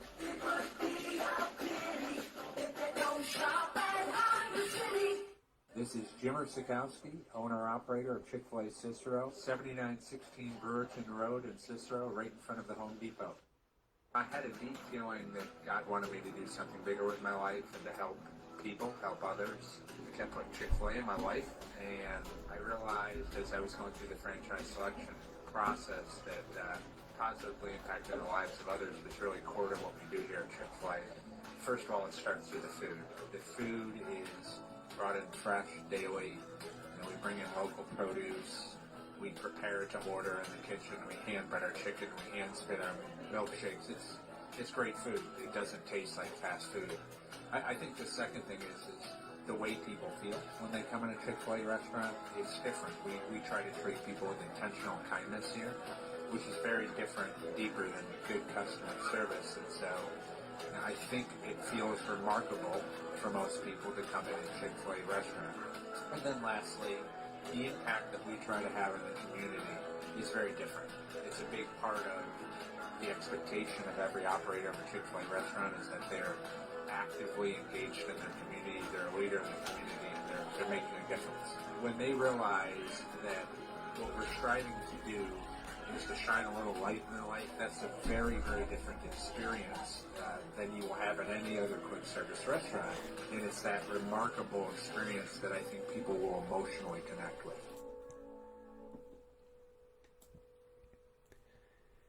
Welcome back here to Wake Up Call with Dan Tortora on wakeupcalldt.com, your one-stop sports shop, and on mixlr.com/wakeupcalldt. Proud to be here with you every Monday through Friday from 9 a.m. to 11 a.m. Eastern Time.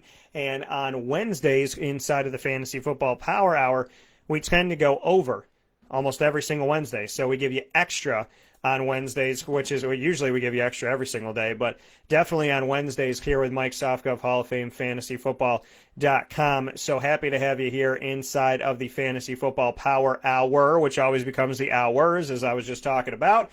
Inside of this beautiful Charney's Menswear and Tuxedo Studios, that's Mike of Hall of Fame FantasyFootball.com, myself, Dan Tortora of WakeUpCallDT.com, and both of us of Winning Fantasy Football, which is the group on Facebook for you to join. And we are inside of the Fantasy Football Power Hour, proudly brought to you by the Wildcat Sports Pub, 3680 Milton Avenue in Camillus, New York, the home of all of our fantasy football leagues, live drafts, and celebration parties, is right there on 3680 Milton Avenue in Camillus, New York. Mike and I are giving you our fantasy wide receiver rankings for the first time ever this season for 2020 and 2021. We've done our top 10, we've done our 11 through 20, and now we are going to round out the top 30 with my favorite number, which is pick number 21 is where we'll start. Mike, who do you got for this one? Yeah, this was an easy one for me, and for all the wrong reasons. Cortland Sutton. Cortland Sutton is the guy that I think is capable of being a number one. That's not going to be the way it goes in the next year or two. Jerry Judy's going to usurp him there. I'm going to tell you, that's the second time I've used that word. I must have picked that word up somewhere. Anyway, listen, KJ Hamler is somebody to look out for, too. He's going to make an immediate impact in the slot. I don't think Deshaun Hamilton or Tim Patrick are going to strike fear in anybody's eyes. The tight ends are still young. They still need to prove themselves. You bring in Melvin Gordon. You already had Phillip Lindsay, so I think that's a great dynamic backfield that you have. Both guys can catch the ball. Can you imagine putting Melvin Gordon and Phillip Lindsay in the backfield at one time? That's wide open for Cortland Sutton because who do you cover? You have Jerry King on the other side. It's a good problem to have, and Drew Lock looked really good last year when I saw him. He is a quarterback on the rise, ton of upside with the weapons around him. I think Cortland Sutton's going to be just fine. I don't think he can be your number one. He's Denver's number one, and he's worthy of that right now. But right now he's number 21 on my rankings. Yeah, I already had Cortland Sutton rise up here a little bit. I'm going with a pick that maybe people will have not expected by any stretch of the imagination, but their offense was the most dynamic, and I understand they didn't win the Super Bowl, but to me, arguably the most dynamic offense in the NFL, had the best record in the NFL, and that's the Baltimore Ravens, and Marquise Hollywood Brown. There is so much talent on Baltimore. How are you going to stop it is the question mark, and can anybody stop it besides Kansas City? So this is the excitement. I like Marquise Hollywood Brown. I like the fact that Lamar Jackson continues to prove himself right, and, you know, as a nice result, proves me right in everything that he's been able to do out on the field. And by saying the fact of, you know, pretty good for a running back when people ask him why he throws so well. We didn't think, people didn't think he was going to be able to get it out. Why are they drafting all these wide receivers? They're not even going to ever get the ball. Well, they have.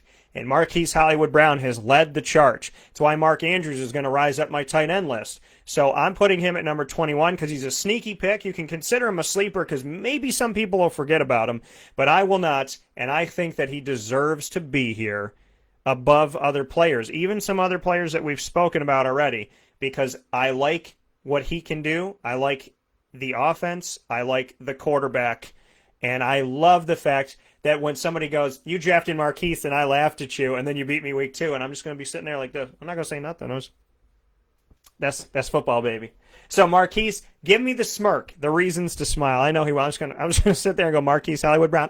Dan, you're an idiot. I'll be like, all right, well, I guess I'll see you at the end of the season. Or maybe I won't, because, the end of the season's for the playoff bracket. So, Mike, number 22, who do you have for this one? Yeah, 22 is easy for me because they got no other options, in my opinion. I'm talking about the guy I talked about at the onset of the show, Devonte Parker. Look, there's questions at quarterback. And the biggest thing at quarterback, this whole shutdown, this whole pandemic thing, this whole locking everybody down, this really helps Tua Tagovailoa. Let me explain why. People would say, oh, that's going to impede his learning and the system and all that. No, it's not. What do you think they're doing? He's learning this stuff. By the time they get together, his hip, he's already going to be totally clear. The thought was, well, he's going to start second on the depth chart because camp's going to be in July and June. We're doing these OTAs. None of that stuff has happened yet. Everything's got pushed back. So this can only help Tua. I think they're going to put Tua in as a starter, or I don't know. I could be wrong, though. Maybe they're going to go the conservative approach with Ryan Fitzpatrick. Maybe it just depends on how to. You can't have all these uncertainties if you're going to talk about a wide receiver you're trying to draft. That's why Devonte Parker's where he is. He's the only guy that I think they can get the ball to. Maybe they throw it to a Mike Gesicki in a red zone, but Devonte Parker's going to be the receiver of choice. Other teams are going to know that. So that's the danger. I'm going to go with, like I said, Devonte Parker here. It's funny when I look up Devonte Parker on GIFs and it comes up a woman in a bathtub and then another lady laughing. So I don't know what that means for Miami, but probably nothing good, except for the lady in the bathtub was mighty pretty. So we move on. I digress. Number 22. It's getting hot in here. So I'm going to go with I'm going to go with a guy that needs to stay healthy. This is potentially the end of his career, and he's going to need to bail out his quarterback. Now, I think his quarterback is going to be good in the NFL. I think that he could be great in the NFL. I think he could spark some life into the Cincinnati Bengals. I'm speaking on Joe Burrow. So I'm going to give my number 22 spot to A.J. Green. Now, remember that I told you last season that A.J. Green wasn't in my top 15 because he got injured too much. So as good as he was too injury prone. And what happened? He fell, and did he even play, and do people even remember, and did he even have a catch last season, because it felt like he didn't. So that's the reality of the A.J. Green saga. However, he gets number 22 on my list because I do believe that he has a situation at quarterback that's going to help him out. And he's going to need to bail out his quarterback, and he's going to need to showcase himself. Leadership is very important right now, A.J. Green. I don't think I'm telling him anything he doesn't know, but this is a season where he really, truly has to show what he is capable of, or else I don't think he's a Bengal after this, and I don't know where he lands in the NFL after this in general. So I'm putting him at number 22 based on his talent and based on the fact that he's going to need to bail out his rookie quarterback, who I think is talented, but is going to be going through the ranks of being an NFL player. So he's 22. Who's number 23 for you, Mike? Yeah, this one's going to raise some eyebrows here, but, it is what it is. People are going to say, oh, no, you're wrong, that's fine. This guy may not make your team if you follow my rankings, and you have to be okay with that. T.Y. Hilton. I like T.Y. Hilton. I think he's a great ball player. I don't think the situation is as great around him as people think it is. I know the Indianapolis Colts have one of the best offensive lines. I know they're just bringing in Phillip Rivers. Phillip Rivers threw a lot of interceptions in his career. He's been an interception guy. I'm not sure that they're not going to just run to death out of the ball. They still have Marlon Mack. They bring in Jonathan Taylor. They bring in Trey Burton. They have Jack Doyle still. But here's the question again. Look at the other guys on the roster. Yeah, Paris Campbell hasn't developed yet. There's still time for that. Zach Pascal, not exactly a household name. They draft Michael Pittman Jr., who I'm excited to see. But are we looking at the Indianapolis Colts that are going to make the Super Bowl here? Is Phillip Rivers going to continue to throw interceptions? Now, he's not quite as bad as we've seen in Tampa with Jameis Winston's on the interceptions, but he's almost there, and that's sad. Phillip Rivers is a good quarterback. He's not great. Marlon Mack and Jonathan Taylor are going to run a death out of the ball. Occasionally, they're going to throw it to T.Y. Hilton, and that's pretty much going to be the Colts offense, and they're okay with that. You have to be okay with that, whereas T.Y. Hilton's probably going to get drafted before he needs to be if you're following my rankings. But, hey, I use math, I use logic, I use mentality that helps you win championships.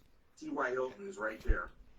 Yeah, UNITY makes it at 23 for you. He's already on my list a little bit above this, and I feel that there's some upside to him, but again, he's got to prove himself. The difference between him and I think he squeaks by AJ Green, obviously, which is why I put him higher than AJ Green. But we'll see what T.Y. Hilton can do with a new quarterback situation.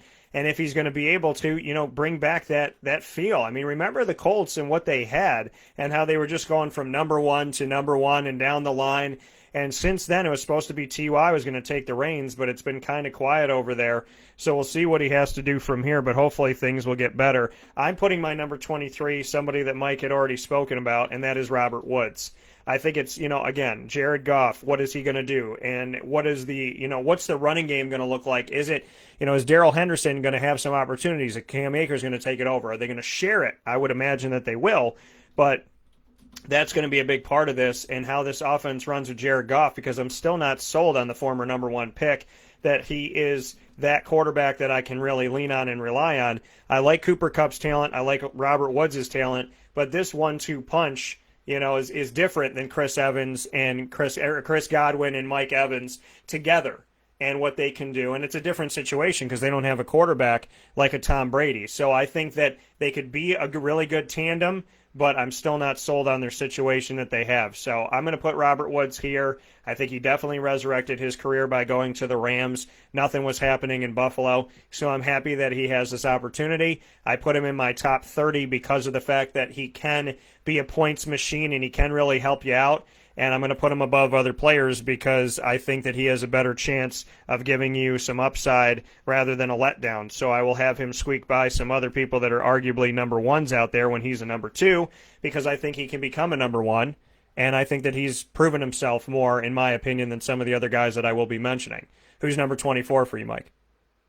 Yeah, this one's easy for me because we already talked about his counterpart in Tyler Lockett. I'm talking about DK Metcalf.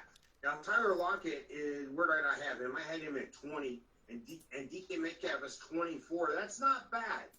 But those are number 2, 3 guys that you want on your team. You don't want these guys to be the number one. I still think DK Metcalf is going to, blow by Tyler Lockett here sooner rather than later. I like Russell Wilson at quarterback. I think DK Metcalf has played above the expectations so far. I think he's great. I think he's going to continue to climb the charts.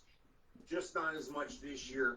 Next year, he's capable of being a top 10 guy. Maybe he's going to have some top 10 performances this year. DK Metcalf right now. Yeah, I know I didn't mention Tyler Lockett yet, but that's because I think DK Metcalf is going to outseed him. I mean, last year he was number 5, number 4 on the depth chart, which I thought was utterly ridiculous. I think it was like when they said Tom Brady was injured. It's like to put him on the depth chart in that place was just one of those smoke and mirrors type of things. We all knew he was going to take over and eventually be the number one. And so I'm going to agree with you, Mike, and put him right here at 24 above Tyler Lockett because I think that he is definitely somebody who is going to continue to rise in fantasy. And because he's ranked so low, because he came in so low, because, here's this, physical specimen, but he's not getting talked about as much and he's down on the depth chart and this, that, and whatever.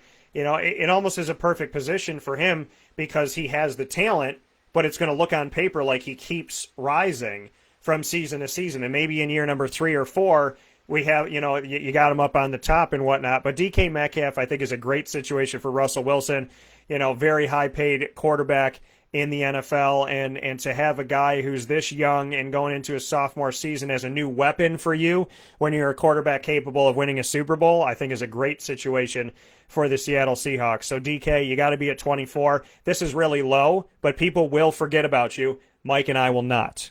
And we will be happy to make you our 3rd or 4th option at wide receiver. Who's number 25, Mike? Yeah, I got to go with a guy who, again, was near the top the same year as DJ. I had a pair of DJs near the top of the adjusted explosive index a few years ago. DJ Moore and DJ Chark. Of course, I'm talking about the guy out of Jacksonville. I like the offensive weapons around Jacksonville. I think Jacksonville is untapped. I think they're going to catch people by surprise. Jay Gruden, offensive coordinator. Arena ball guy. What did they do? They throw the ball. He goes to Cincinnati. What did they do? They throw the ball. Even without an A.J. Green, they're throwing the ball.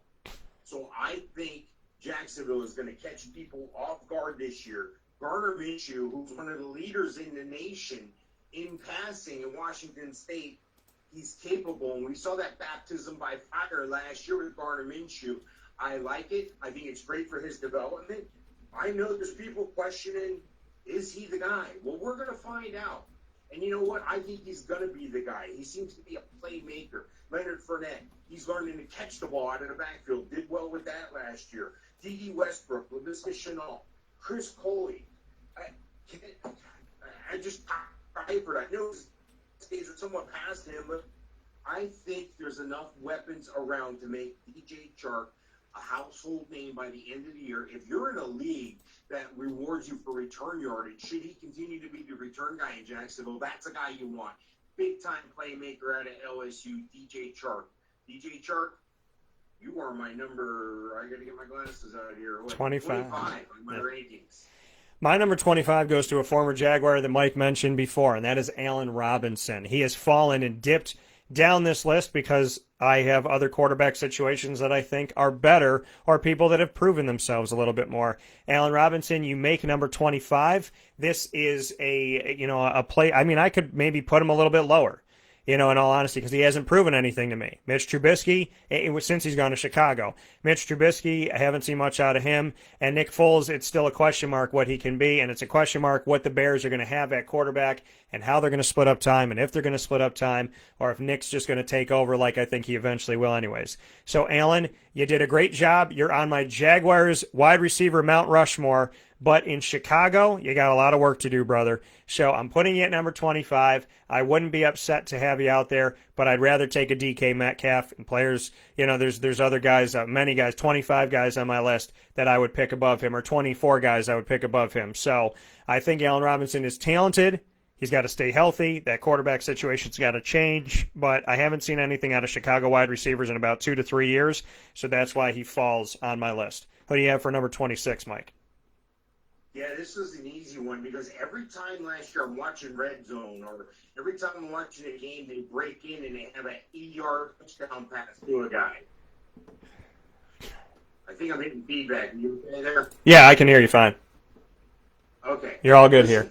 Tyreke McLaurin is the guy that you're going to want on your team. He's a big play guy, especially if you get rewarded for 40-plus yards, touchdowns, 25 yards, a combo-type scoring league. This is a guy who played with his quarterback that he's with now, Dwayne Haskins. Say what you want about Dwayne Haskins. Say that he should have been a Giants quarterback. Say he hasn't developed. He's a young quarterback. Give this guy a chance. I think he's a quarterback that can be molded. And it turns around that every time he throws a long pass, he's going to his old college guy, his old buddy, his old teammate, Terry McLaurin. So you have that relationship. You have that timing. You have that thing where you can turn around and make. Remember when Dan Marino did that fake pump of the ball? Remember they were going to spike the ball, and he just looked over at the top. Cool. That's what Terry McLaurin and Dwayne Haskins have to continue to develop. They have to continue to make each other better. I think they have that relationship where they can. I like Terry McLaurin. I don't think he's a number one. And I don't think there's any other receivers on that team, so I think he's safe. They do have a ton of running backs. That's 104 years old. I think they're going to be throwing the ball. And when they throw the ball deep, they're throwing it to Terry McLaurin, number 26 on my rankings. Yeah, Terry McLaurin is close by for me on this as well because of that connection with Dwayne Haskins. And people could say what they want to say about quarterback situations and putting Kyle Allen out there and this, that, and whatever. But ultimately, at the end of the day, you drafted Dwayne Haskins. It doesn't seem like Gruden and him had a great relationship, or he believed in him, or whatever it may be, but Gruden's not there anymore, and so it's time to see what they can do. And you don't draft teammates to not have them go out there and show what they could do together. At least for a season, it's a fantastic situation because that osmosis of just knowing where somebody is, you can't buy that and you can't put it in a bottle. It's just something that you have to find, and when you got it, and you utilize it to your advantage because it should be an advantage. I am going at number 26 with somebody that Mike just mentioned, and that is somebody that I'm very proud of, very happy to be around, and that is DJ Chark, somebody that I cover on-site on location in Jacksonville and who had a fantastic career in college. I want to see more from him. I think there's upside, but like you said, Jay Gruden passes the ball. You got Ben McAdoo, a former head coach that is now your quarterback's coach. He's going to be helping out Garner Mitchu. Jay Gruden's going to be implementing this offense. Chark has to step it up. There's a lot of youth on this team, and obviously Chark's a little bit younger than D.D. Westbrook, who's out there, and then Laviska Shenault is a rookie. So you're looking at guys that are, and this has been the Jaguars for seasons upon seasons recently. You got a guy who's a rookie, you got a 2-year guy, you got a guy going into his 3rd year. This is how it is, and they don't have Marquise Lee or any of those players anymore. So what it really comes down to is, have you been in the league as 2 years, 3 years, or are you a rookie? That's what Jacksonville's been doing. Somebody has to step up. They keep rotating through these young guys. Somebody has to make their mark. Chark in his first season didn't get utilized as much. He was the number 4 option. When he did, he dropped some passes. Last year, he stepped up a bit. Now it's time for him to step up a little bit more. I would love to see this offense air it out and show what Garner Mitchu can do. DJ Chark, somebody's going to be involved in this. And I picked up DJ later on in the season because Gardner Minshew was his quarterback and because he was going to him and people weren't thinking about Jacksonville, and I was because I'm covering the team. So I got DJ in I think a couple of my leagues, and I'm very happy that I did, and I played him consistently. Who's number 27, Mike? Yeah, number 27 for me is a guy I think should be ranked higher, but he's got a new team. He's got a new situation. They're unavailable to connect. I'm talking about Stefan Diggs in Buffalo. I think he's got a great situation. I think Josh Allen is a solid quarterback. Curious that they drafted Jake Fromm, but maybe they consider him as a developmental guy, and you got to have somebody to back up your quarterback. But who's the other receivers in Buffalo? There is a lot of pressure on Stefan Diggs to be the number one guy and be the savior of the receivers. But let me ask you something. In Minnesota, he had a guy who was just as good as him on the other side. That made him a bigger weapon, because you didn't know which side it was coming from. You didn't know who to double. Look, Stefan Diggs is a great wide receiver. I don't think he's going to be a number one on your team. That's why he's number 27 on my rankings. Yeah, mine is right after you put him out there, Mike, and that is Terry McLaurin of the Redskins. Again, with what they have Ron Rivera as their coach, you bring in a new coach. You have Dwayne Haskins out there for you, who I think is talented. Again, Dwayne Haskins only had one season that he showed himself in college at Ohio State. So the jury's out on what he's going to look like as an NFL quarterback and what he's going to look like consistently being the number one guy. But my hopes is that things will work out for him. I was excited that they drafted him. And Terry McLaurin getting his teammate is huge. And as you mentioned, what else do they have out there for Washington? Well, they have Calvin Harmon, Steve Sims Jr. Those are your other options. This is a team that is wide open, and you got a guy who you're going to put at quarterback with a guy that he knows, and he knows his tendencies, his strengths, and his weaknesses. Seems to make a lot of sense, and makes sense for me to put in fantasy top 30 at wide receiver. So Terry McLaurin, you get there, and mind you, like Mike said, they have a ton of running backs, but they don't have Chris Thompson anymore, who is kind of their slash guy, which helps out Terry just a little bit more. We got 3 more picks in the top 30, Mike. Who's number 28? Yeah, again, the only reason why this guy is ranked as low as he is he was off all of last year. I'm talking about A.J. Green. Out with injury all year last year, and now he comes back to a rookie quarterback. Now he comes into a new system. And it's not as easy as they make it look sometimes. When you see these highlights, I'm like, oh my gosh, look, you got behind the receiver. A.J. Green still has wheels. A.J. Green can still come back from this injury and still be a top receiver. It's just I don't buy in right now with the rookie quarterback. Look, I think Cincinnati's going to do well. I think they're going to do real well this year. I think Joe Burrows came from a LSU pro-style offense. That is going to play wonders. They're incorporating some of his favorite plays from LSU. I think that's going to be wonders. But is that going to be wonders for A.J. Green? Or is it going to be better for Joe Mixon, who was around last year, Giovanni Bernard, Tyler Boyd? I like Tyler Boyd a lot. I think he's the number one there in reality here real soon. T. Higgins. They bring in T. Higgins. That could be the number one in the near future as well. Look, I think that Joe Burrow is going to have a fine year. That's the only reason why I even have A.J. Green ranked as high as I do. But A.J. Green could surprise, and A.J. Green could outperform where I have him ranked. I hope so. Right now he's number 28 on my rankings. Seems like Mike finally listened to me about A.J. Green. So, my number 28 is a rookie, and he was the first one that was taken off the board, mind you, and he was taken before Jerry Jeudy. And that is Henry Ruggs III, who steps into the Las Vegas Raiders as the number one wide receiver as a rookie. So Henry Ruggs, I think Derek Carr is not appreciated, but as of right now, he is the quarterback there, and I think that he's going to set up Henry Ruggs. I think Ruggs could be a dynamic sleeper out here that's going to rise up the chart, and people are going to want him in the future. This is somebody that you buy. This is like buying a stock that's $1.03 that turns into $13 by the end of the year. That's how I look at it right now. Ruggs, I like you. You made my list. Congratulations, because I think that you can be an immediate impact on the team. And again, I think I'm going to draft Henry Ruggs, and people are going to go, who? And I'm going to be like, yes. So I'm going to take that to the bank with me. Now, if you're following Mike and I, you're not going to say who. But if you're not, we can't help you with those cheat sheets, folks. If you come there with those, I don't know what to tell you. But if you print them off of wakeupcalldt.com, I think you're going to be all right. Mike, number 29, who do you have? Well, I'm going to use the phrase the kids are using nowadays, and that's run the jewels. Run the jewels. I think Julian Edelman is going to be the man once again if he can stay healthy and stay on the field. Yeah, the N'Keal Harry, is he going to be healthy? Is he going to finally take over that reign? But Julian Edelman out of the slot, you can't argue with that. He had that go-to thing with Brady. Oh, wait, Brady's not there. Jarrett Stidham is.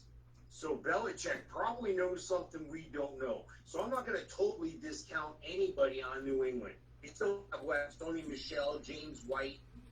Look, Devin Asiasi at tight end. He's the guy you're going to hear more about next week. But let me tell you something. Run into jewels. That's what they're going to do. They're going to throw it. They're going to throw these little dump-off passes. Julian Edelman's still going to get his out of the slot. They're going to give him some jet sweeps. Julian Edelman is a guy that you can draft with confidence. Hopefully he's still available and not overdrafted like he may be, because not everybody's looking at the whole picture. Right now he's number 29 on my rankings. And it's funny that you say Run the Jewels because it's one of my favorite rap groups as well. So, with that being said, and they have a fantastic song about Madison Square Garden, and they have music that is on the Black Panther soundtrack for the Marvel movie. So make sure that you check out Run the Jewels. That is a shameless plug, and if they'd like to pay me some of the millions, I will gladly take it and put it into our fantasy football here with Mike and I. My number 29 goes to the guy who's, as of right now, the number one guy in Houston, and that is Will Fuller V. I talked about it before. If he stayed healthy, he could be such an asset to this team, but it is a big if. And the thing about it is, it's just finding even a GIF to fit him here. I'm looking through this. I'm trying to find things, and they're sending me stuff from sitcoms and whatnot, and they have J.J. Watt when I look up Will Fuller. That's because he's usually sometimes not on the field due to injury. So, Will, you are talented. You are good. You now got to take the reins. You got to stay healthy all season long. Hopefully that'll happen for you, knock on wood. And I think if he does, then he rises up this board. But as of right now, due to the fact of his inconsistency to stay on the field, and because he's got to be the number one guy, puts him at 29. But he makes my top 30 because he's talented, and his quarterback is Deshaun Mother-freaking Watson. That's why he's there. Rounding out the top 30, Mike, who do you have at number 30? Well, we talked about OBJ earlier. We're going to talk about the guy across the field, his buddy from college when they were at LSU, Jarvis Landry. He's going to have a bigger and better year across the board than OBJ. I think he's going to be the guy that everybody's going to look at as the number one by the end of the year. OBJ is fine, just inconsistency, injury. Are you going to make the big play? Are you a big play or nothing guy? I'm not willing to gamble on that. What I am willing to gamble is Baker Mayfield. If they continue to keep him in the pocket, it's going to be a problem. I don't think it's going to be a problem for Jarvis Landry either way, but you may see a tick down in volume. Hopefully they're going to let him run around. Austin Hooper, bringing in him, because Njoku kind of failed a little bit last year. They draft Harrison Bryant. So they're going to be looking at other options in the red zone. That's why Jarvis Landry is so far down on this list. Jarvis Landry is an impact player. I like him a lot, but right now he's number 30 on my rankings. Yeah, when we look at all this, I could go in so many different ways in this situation. I do want to make note of something here. Mike and I both told you that Hunter Renfrow was going to rise with the Raiders when people thought he was going to maybe barely make the team or the practice squad. He's number 2 behind Henry Ruggs right now, just so you know, and he's Hans McGee. I watched him play for Clemson, and he definitely is good out there. So my number 30 is, and I could have gone a million different ways with this. My number 30 is Mecole Hardman. And Mecole Hardman is there because of Kansas City. He is there because of the fact that we know the ball is going to get out. We know Pat Mahomes is going to find his players. And so I have to give him the opportunity to be in my top 30. There's a lot of guys I could have put here. There's a lot of players that I know have been in the league a little bit, obviously have had some time in the league and whatnot. But I got to go with my gut, and my gut tells me that Hardman is the way to go. Number 30 is not too shabby. Going to put him on your team, stash him away, just kind of throw him in a little flex spot and watch him go to town. You don't go wrong with Kansas City. So that's my number 30. That is our top 30 fantasy football wide receivers. If you go If you go to, I am sweating a little bit here. It's a little warm in the studio. If you go to wakeupcalldt.com and click on the fantasy football tab, you will find that I put Mike's picks and my picks 1 through whatever for quarterbacks, running backs, wide receivers. We can continue to add them there, and all you have to do is highlight it and print them out. So you can print them right from wakeupcalldt.com. You can watch these videos on the homepage. You don't have to go anywhere for these. I put them right on the homepage because they're that awesome. And, selfishly, I thought if I put them on wakeupcalldt.com with a beard like that, how can I not sell some tickets to wakeupcalldt.com? So that's how we do it. Mike and I here with you every Wednesday from 10 a.m. to 11 a.m. minimally, but usually longer than that. Brought to you by the Wildcat Sports Pub, 3680 Milton Avenue in Camillus, New York. Your home for fantasy football watching and all great stuff, as well as their fried dough and their Philly cheesesteaks and their chicken Caesar wrap. Boneless wings, their Wildcat sauce. It's all good at the Wildcat, 3680 Milton Avenue in Camillus, New York.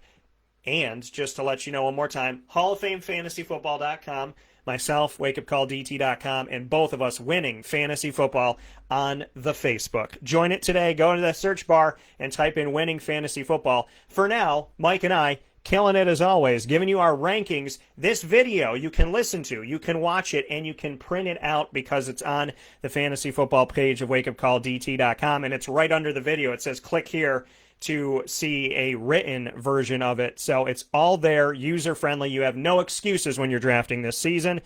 Make sure you go to Mike and I. We appreciate you for coming here today. And as always, Mike, thank you so much for all that you do. Thank you, Dan. One quick shameless plug. I'm venturing out. I'm going to have a new thing I'm going to do. This Friday, Mike in Florida. We're having lunch with Mike. And our special guest, Chef Jay, is going to be cooking up a great time. Look for it, Mike in Florida. I'm having a segment called Lunch with Mike. Chef Jay there cooking up a great time this Friday at noon. Awesome. Look forward to it and look forward to that. And I'm extremely hungry right now from all this conversation. So I'm going to go eat and make sure that you pay attention to Mike in Florida. Thank you so much, and we'll talk with you soon, Mike. All right, take care. So that being said, we are going to round out today's show. I want to thank my guest today. I want to thank Tayshawn Trent from Michigan and send my best to his family as well. And I want to thank Mike Sofka of Hall of Fame FantasyFootball.com and the Wildcat Sports Pub for the Fantasy Football Power Hours as it becomes, and obviously Ma and Pa's Kettle Corn and Popcorn Factory for bringing us what's poppin' every single broadcast. I want to thank all my partners in Central and Upstate New York, Charney's Menswear and Tuxedos, Carvel DeWitt, Wildcat Sports Pub, Ma and Pa's Kettle Corn and Popcorn Factory, Avicoli's, Canine Camp Dog Daycare and Canine Campground Dog Boarding, Trapper's Pizza Pub, Chick-fil-A Cicero, Honda City of Liverpool, Borio's Restaurant, and the Millhouse Market. We'll be back here live on Thursday, June 25th.